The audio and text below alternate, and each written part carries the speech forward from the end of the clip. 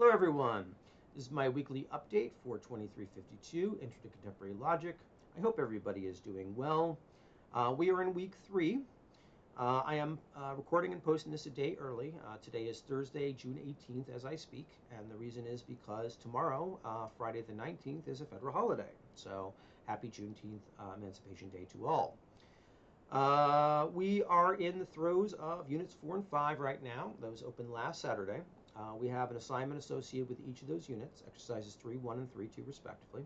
What we're doing in 3.1 and 3.2 is we're building our first formal proofs, which is all very exciting. We are going to be emphasizing the use of the rules, but we're also going to be emphasizing the form of the proof, as I'm going to say a little bit more about in a minute.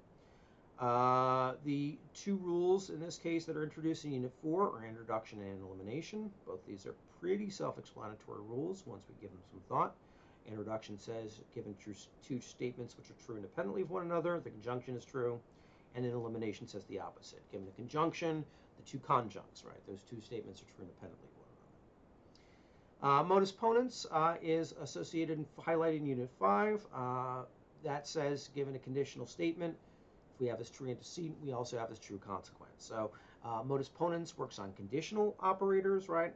Or a statement in this case, which has a major operator, which is a conditional, versus and introduction and elimination, right? Which focus on, again, major operators, which are conjuncts, right? Conjunctions, either case. And that's part of why we went through that process in exercise 3.2 of identifying the major operator, right? Because it's going to be a skill we'll be using basically throughout the semester.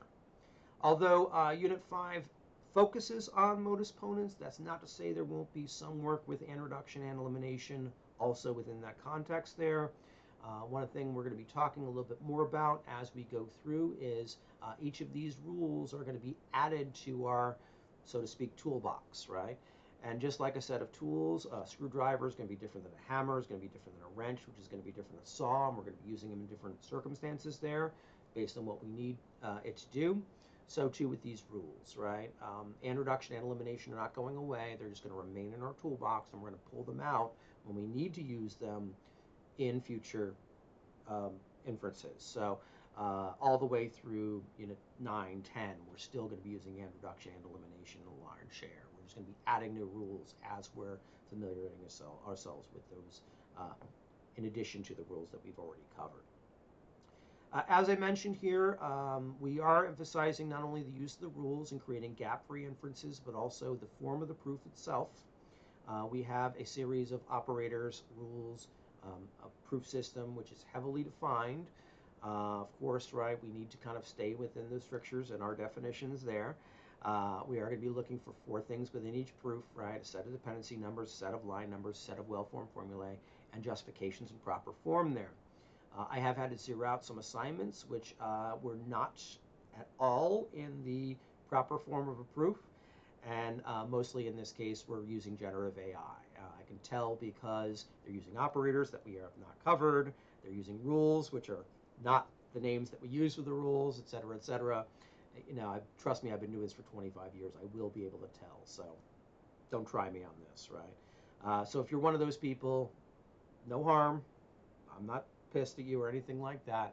Just go ahead and first make sure you're reading and watching the videos, but also try the work on your own. We have plenty of opportunity during the resubmission window to kind of pick that up if for some reason you got your initial assignment zeroed out. All right, so Unit 3 will be closing this weekend. That resubmission window has been live since last Friday when the assignment was due. Originally, this is supposed to be due on a Friday, and the resubmission window was supposed to be closing on the 19th, but I'm going to go ahead and just bump that to Saturday the 20th at midnight because of the federal holiday there, so we do have an extra day on the resubmission window for that. So if you have not yet completed your 3 resubmission, go ahead and get that in. Or if you have an additional second, third, whatever, fourth resubmission, go ahead and submit that by Saturday night. Unfortunately, I can't extend that much further because I do need to give feedback on people for Unit 3 because Exam 1 is also now posted. And Exam 1 will be dealing with Units 1 through 3 within its context there. I do have some more information here on Exam 1 in the link there, and I will kind of say a few things here, just in terms of the format. It has 15 objective questions, mostly true, false, and multiple choice. Various types of multiple choice, identifying inductive and deductive arguments, very similar to what we did there in the exercise set in Unit 2. And then also 8 formal translation questions, which are very similar to the last 2 sets of the exercises in Unit 3. So that's 2.3 and 2.4. What we'll be doing there is taking a natural language statement and translating it into a well-formed formula, and then also taking a natural language argument and translating it into a sequent in either case. If you found success with that, great. You should be, in this case, ready to take the exam whenever you wish, and you're welcome to take it early. If you have extra resubmissions, hold off on that until you get feedback. I will be able to turn all of those around, probably I'd say by Sunday night, right? That come in, even the ones that are at the very, very end of the resubmission window. So as a consequence, you should, in this case, be able to get feedback by the time the exam is due. I have scheduled the exam to be due the 22nd at midnight. That's Monday. If you do need extra time, just hit me up and let me know. I don't think it'll be a problem in either case. But one thing to keep in mind, 75 minutes to complete the exam, and we will be using the Lockdown browser, the respondent's browser, for the exam itself.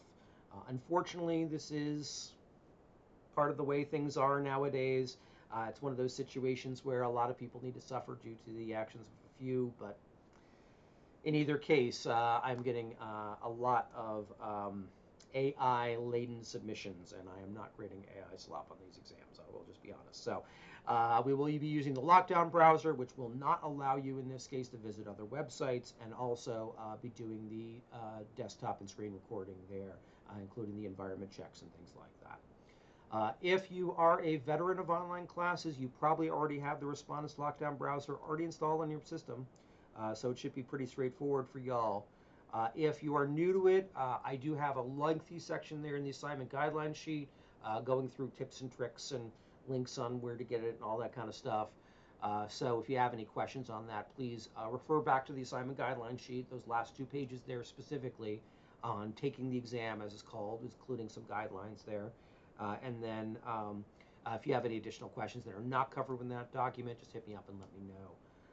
But you will not be able to take the exam in your regular browser there, Chrome, Safari, whatever you're using there again, because, again, I'm not going to be grading AI slop on this. So hopefully everybody is doing your own work and learning the material there. If you have any additional questions, do let me know. I'm happy to answer or happy to meet with you individually if you wish, if you're struggling or anything like that.